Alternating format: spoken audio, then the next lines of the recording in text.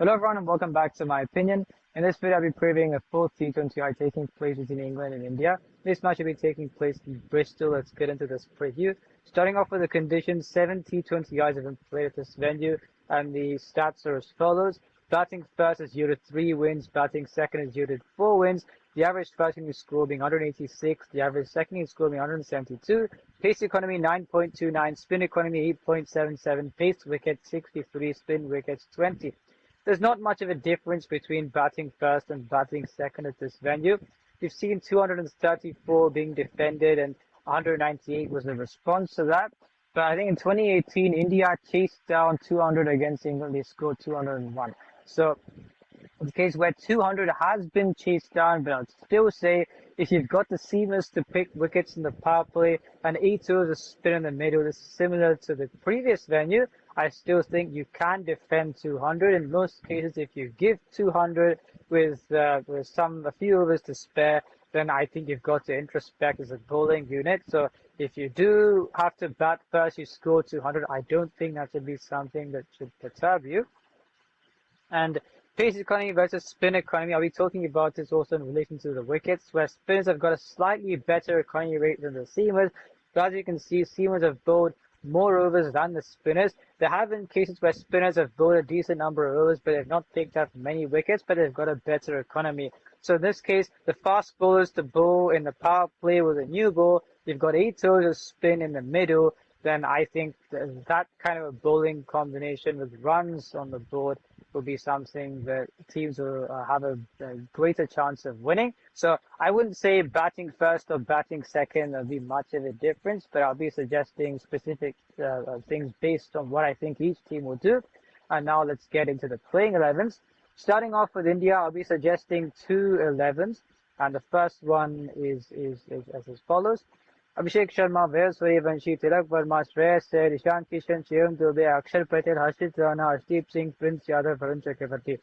I've said many times that Tilak Verma should bat at number 3, and I've said in the review video of the previous T20I that there are 2 players who could make way if that doesn't happen. If Ishan Kishan is going to bat at 3, then Tilak Verma does not have a place in this 11. So you could either leave out Tilak Verma or Shivam Dubey. But I think Ishan Kishan is going to bat at 3, so they may leave out Tilak Verma.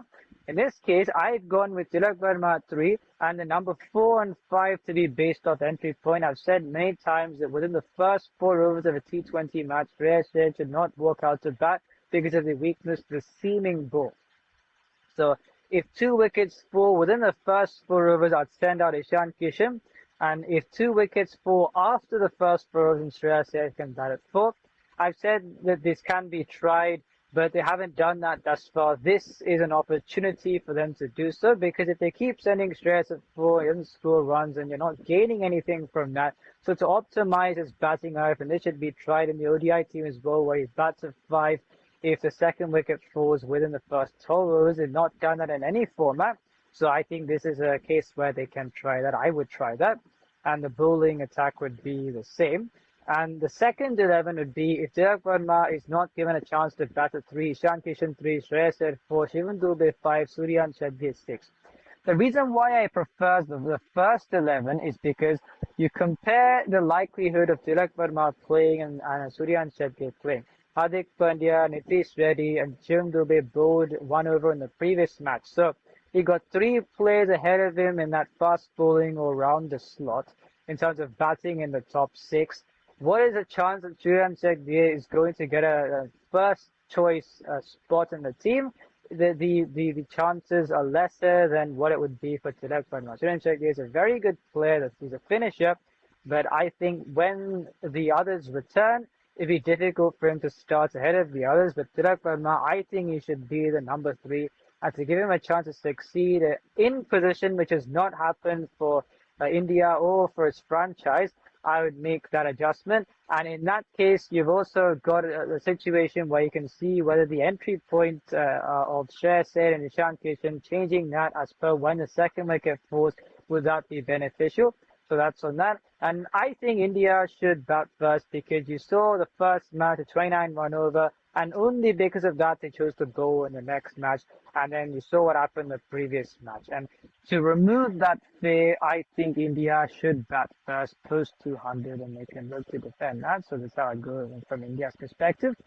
Um, Now in England, I'd suggest two 11s. The first one being, I've said this many times, where I think Josh Butler should bat at 5. They wouldn't do that because he scored runs the previous match, but Will Jacks can bat in position as an opener. Jacob Bedell 3, Harry Brook 4, Josh Butler 5, and I say they could play James Cosgrove, but I don't think they will do that. So considering the team that they will go with, I've suggested a combination of this team being Phil Salt, Josh Butler, Jacob Bedell, Harry Brook, Will Jacks, Sam Curran, Liam Dawson, Luke Wood, Adil Rashid, Jofra Archer, and Josh Tongue. Now, I've bought in Luke Wood because Tom Banton is batting out of position, and this team has got batting depth. I don't think they need Tom Banton to bat out of position for them to get a good score. So Will Jacks can bat at 5. Sam Curran played well the previous match, so he can bat at 6.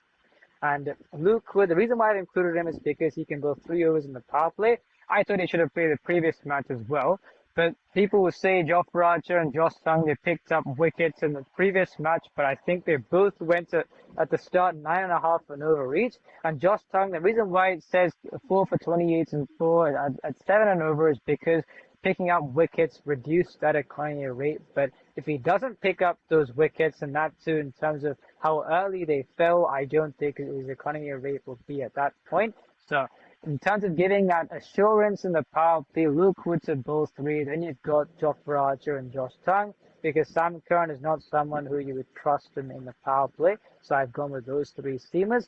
And Adil Rashid has not got much success against India in T20s of late. So I've gone with Liam Dawson to retain his place. And outside the power play, you can do Sam Curran. And you've also got Will Jacks, but the seamers will be the ones who bowl in the power play. So that is on their 11. I think they'll choose to bowl first again. They won the previous match when defending a score, but when they did win the toss in the second T20I, they chose to bowl first. So I wouldn't be surprised if they choose to bowl first, and I don't think they'll change the team from the previous match. And now let's go into who's got the edge as per the conditions.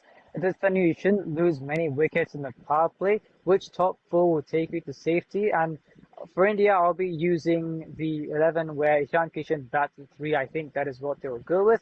For India, you've got Abhishek Sharma, Veer Suryavanshi, Ishan Kishan, Shreyas Iyer compared with Phil Salt, Josh Butler, Jacob Bedell, Harry Brook.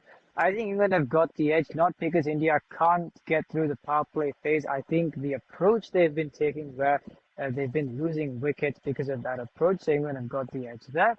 And the middle order, Shivam Dube, Suryan Shegde, Akshar Patel. But England have got Will Jacks, Sam Curran, Liam Dawson. They've got more batting depth.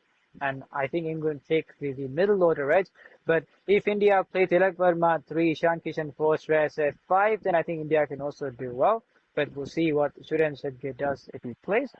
And the fast bowling edge in the power play for India, I've got Arshdeep Singh, Harshit Rana, Prince Yadav for England, Jofra Archer, Josh Tongue, Luke Wood. I think England have got the edge there. And again, I'll be giving the spin edge to India because Varun Chakravarti hasn't been bowling well, but Akshar Patel bowled well in the second T20I.